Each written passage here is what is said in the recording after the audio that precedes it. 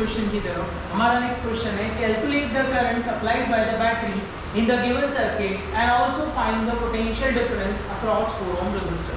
जैसा कि आप सभी को यहाँ पे दिखाई दे रहा है कि यहाँ पे एक बिल्कुल बेसिक सा सर्किट है, और जब आप सीबीएसई बोर्ड के एग्जाम दोगे तो एक सर्किट तो ऐसा जरूर मिलेगा जिसमें आपको करंट फाइंड करने को आ सकता है, पोटेंशियल डिफरेंस कैलकुलेट करने को आ सकता है, या हो सकता है कि उस कंडक्टर या उस पर्टिकुलर रेजिस्टर में आपको पावर डिसिपेशन कैलकुलेट करना है। सो सभी तरह के न्यूमेरिकल्स हम इस एक क्वेश्चन के थ्रू देखने वाले हैं। So please just focus here.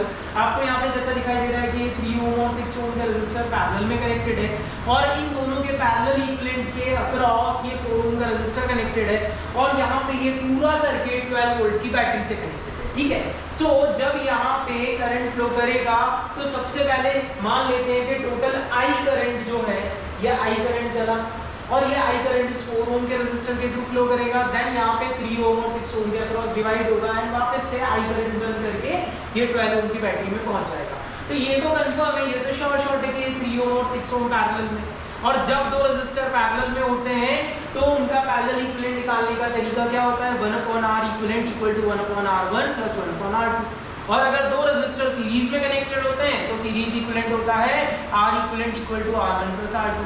तो जैसा कि आपको यहाँ पे दिखाई दे रहा है कि 3 ओम और 6 ओम पैरेलल में कनेक्टेड है, तो अगर हम इन दोनों को पैरेलल में सॉल्व करेंगे तो हमें क्या मिलेगा, 1/R equivalent equal to 1/3 plus 1/6। अगर हम इसे सॉल्व करेंगे तो after solving what we get 3/6 equal to 1/R equivalent, या फिर लिख सकते हैं 1/2 equal to 1/R equivalent. That means 3 ohm और 6 ओम का पैरेलल इक्विवेलेंट क्या बना बेटा, 2 ओम्स। अब ये 2 ओम इस 4 ओम के साथ सीरीज में हो गया, तो 2 ओम और 4 ओम का सीरीज इक्विवेलेंट कितना हो गया, 4 + 2 दैट इज 6। तो total equivalent resistance of the circuit is how much, it is 6 ohm, and total potential applied is 12 volt which is the potential of the battery.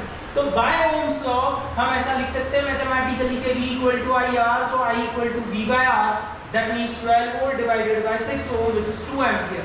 तो बैटरी ने टोटल करंट कितना supply किया, how much it is, 2 ampere.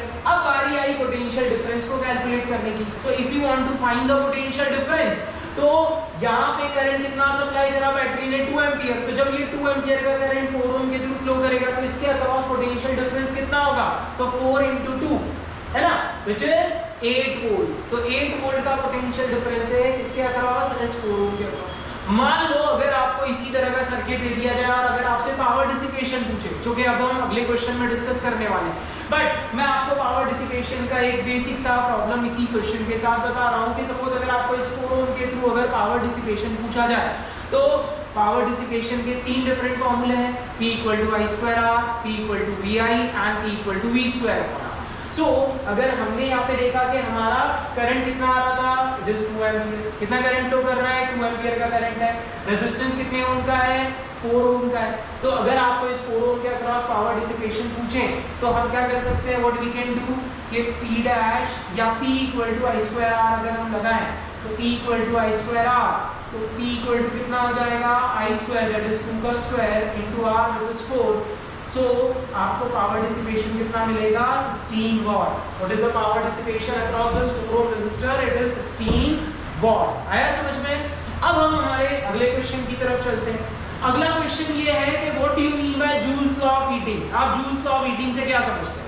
CBSE board में ये question बहुत बार आ चुका है कि जूल्स लॉ ऑफ हीटिंग क्या है, या heat developed in a conductor के लिए एक्सप्रेशन डिराइव करो, फॉर्मूला डिराइव करो। ठीक है, तो मान लेते हैं जूल्स लॉ ऑफ हीटिंग सबसे पहले हम डिस्कस कर लेते हैं कि जूल्स लॉ ऑफ हीटिंग में जेम्स प्रेस्कॉट जूल ने ये कहा था कि किसी भी कंडक्टर के थ्रू जब करंट फ्लो करेगा तो उसमें जो हीट डेवलप होती है वो हीट डेवलप डायरेक्टली प्रोपोर्शनल होती है स्क्वायर ऑफ करंट के, डायरेक्टली प्रोपोर्शनल होती है रेजिस्टेंस ऑफ अ कंडक्टर के, and the time for which the current is flowing through the conductor. ठीक है, सो H is proportional to I²RT. It was given by James Prescott Joule, which is known as Joule's law of heating. अब अगर हमें heat develop का expression derive करना है तो वापस से एक बेसिक सा सर्किट लिया है, जैसा कि आपको दिखाई दे रहा है। यहाँ हमने कंडक्टर अज्यूम किया है व्हिच इज AB। इस कंडक्टर के टर्मिनल के अक्रॉस हमने 20 वोल्ट की एक बैटरी कनेक्ट की है और एक स्विच लगाया है व्हिच इज K। जब हम स्विच ऑन करेंगे तो मान लेते हैं कि बैटरी ने टोटल करंट सप्लाई किया I। तो if I is the current supplied, इसका मीनिंग ये है कि इस कंडक्टर में Q चार्ज फ्लो कर रहा है T टाइम में। तो by the definition of electric current हम लिख सकते हैं I equal to Q by T which is rate of flow of charge. तो यहीं से Q इक्वल टू क्या बन गया IT, ठीक है, what is Q equal to IT। अब पोटेंशियल डिफरेंस क्या होता है, तो पोटेंशियल डिफरेंस कंडक्टर के एक टर्मिनल से दूसरे टर्मिनल तक यूनिट चार्ज को ले जाने के लिए किया गया वर्क डन होता है। तो by the definition of potential difference V equal to W by Q लिखा जा सकता है। अगर हम Q की वैल्यू IT यहाँ रख दे तो V इक्वल टू क्या हो जाएगा W upon IT, and finally rearrangement करके आपको वर्क डन क्या मिलेगा VIT, W equal to VIT, ठीक है। अब जितने amount of work done battery करती है कंडक्टर के अंदर चार्ज को एक टर्मिनल से दूसरे टर्मिनल तक ले जाने के लिए, इस वर्क डन के कारण इलेक्ट्रॉन्स एक्सेलरेट होते हैं, इलेक्ट्रॉन्स की काइनेटिक एनर्जी बढ़ती है, एंड फाइनली वही चीज हीट के फॉर्म में रेडिएट होती है जो हमने प्रीवियस क्वेश्चन में डिस्कस भी किया है when we were discussing about the cause of resistance. So basically work done heat develop के बराबर है, तो हीट H इक्वल टू क्या हो गया VIT, और बाय ओम्स लॉ अगर हम यहाँ पे V की जगह पे IR रख दें तो हमें क्या मिल जाएगा IR into IT which is I square RT। तो हीट डेवलप का फर्स्ट एक्सप्रेशन क्या है H equal to VIT, second expression क्या है H equal to I square RT, और अगर हम I की जगह पे V अपॉन R रख देंगे तो हमें हीट डेवलप का थर्ड एक्सप्रेशन मिलेगा which is V square upon R whole multiplied by T।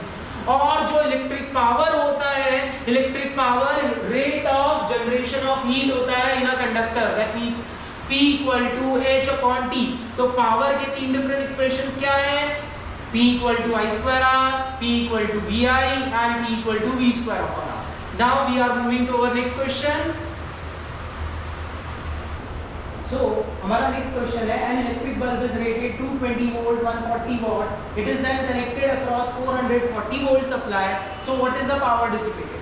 देखिए बल्ब यहाँ पे जो हमें गिवन है वो 140 वॉट का है और वो डिजाइन किया गया है 220 वोल्ट पे ऑपरेट करने के लिए, लेकिन हम इसे ऑपरेट करवा रहे हैं 440 वोल्ट पे, ठीक है। सो हमें ये पता है पावर का फॉर्मूला है P equal to V square upon R होता है, तो यहाँ से सबसे पहले हम बल्ब का रेजिस्टेंस निकालेंगे which is V square upon P, so 220 का square upon P which is 140, this much ohm is the resistance of the bulb, ठीक है। अब अभी हम इस कैलकुलेशन को यहीं छोड़ देते हैं और अब हम अगली चीज पे आते हैं which is power dissipated when connected across 440 volt. तो जब यही बल्ब 440 वोल्ट की सप्लाई के अक्रॉस कनेक्ट होगा तो नया पावर डिसिपेशन कितना हो जाएगा P डैश का square equal to V dash का स्क्वायर अपॉन R। तो यहाँ पे हम V डैश की जगह पे 440 रख देते हैं और R की जगह पे ये बल्ब का रेजिस्टेंस रख देते हैं which is 220 स्क्वायर बाय 140। और जब हम ये कैलकुलेशन सॉल्व करेंगे तो हमें पावर डिसिपेशन कितना मिल जाएगा 560 वॉट। दैट मींस जब हम 140 वॉट के बल्ब को 220 वोल्ट की बजाय 440 volt that means exactly double voltage पे ऑपरेट करवाएंगे तो 4 टाइम्स ज्यादा पावर डिसिपेट कर रहा है, ठीक है। मिलते हैं अब अगले क्वेश्चन की तरफ चलते हैं। तो अगले क्वेश्चन में क्या गिवन है कि an electric heater rated 800 what operates for 2 hours daily, ठीक है। ये इलेक्ट्रिसिटी बिल कैलकुलेशन पे बेस्ड एक प्रॉब्लम आने की प्रोबेबिलिटी सबसे ज्यादा है सीबीएसई, ठीक है। तो यहाँ पे इस क्वेश्चन में गिवन है कि एक इलेक्ट्रिक हीटर है, उसकी रेटिंग है 800 वॉट और ये डेली 2 आवर्स के लिए ऑपरेट होगा। अब हमें फाइंड करना है electricity bill for the month of April at the rate of 5 rupee per unit, ठीक है। तो एनर्जी कंजम्पशन कैसे निकालेंगे, power into time. Power dissipation कितना है बल्ब का, यहाँ पे हीटर का कितना है पावर डिसिपेशन 800 वॉट, तो पावर डिसिपेशन 800 वॉट है तो 800 watt into 2 hour that is 1600 watt hour, और इसे हम अगर किलोवाट आवर में कन्वर्ट करेंगे तो कितना हो जाएगा 1.6 kilowatt hour. This is the energy consumption in a day, एक दिन का एनर्जी कंजम्पशन। और अप्रैल मंथ में 30 डेज होते हैं, that means total energy for the complete month will be 1.6 into 30 units, ठीक है। तो टोटल बिल कितना हो जाएगा 1.6 into 30 into 5 rupee which is the cost for per unit। सो अगर हम इस पूरे कैलकुलेशन को सॉल्व करते हैं तो हमें मिल जाता है 240 रुपीज। सो यही कुछ ऐसे इंपॉर्टेंट कॉन्सेप्ट से इंपॉर्टेंट क्वेश्चंस हैं जो आपको सीबीएसई में एग्जाम में अपीयर होने से पहले मेंटली अपने आप को प्रिपेयर करना है कि आप इस तरह के क्वेश्चंस को अच्छे से करें। All the best for your exams.